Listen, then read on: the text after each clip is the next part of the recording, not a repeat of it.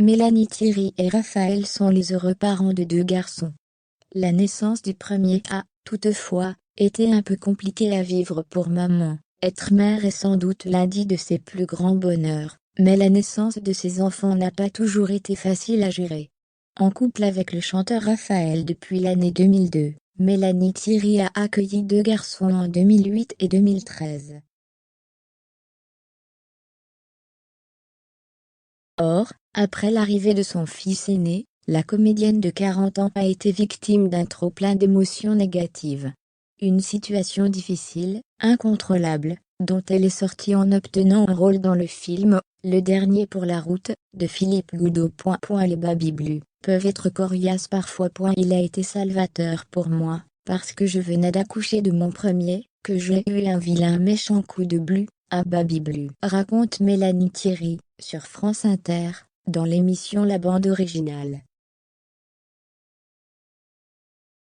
J'avais un peu peur de m'emparer de ce personnage un peu borderline et fragile. Mais finalement, ça m'a remis sur pied de travailler, d'avoir foi en un film. Je suis revenue à la lumière comme mon personnage d'une certaine façon. Après, j'allais pas mal non plus, mais on sait bien que les babyblues peuvent être coriaces parfois. Ça arrive.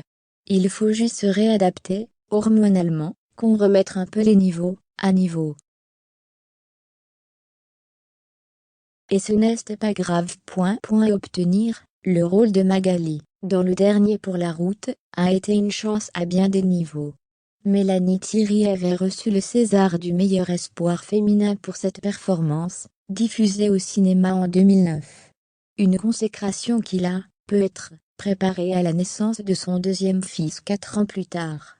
Aujourd'hui, la compagne de Raphaël est à l'affiche de La Vraie Famille, un drame dans lequel elle joue une femme qui refuse de se séparer d'un petit garçon placé dans sa famille d'accueil.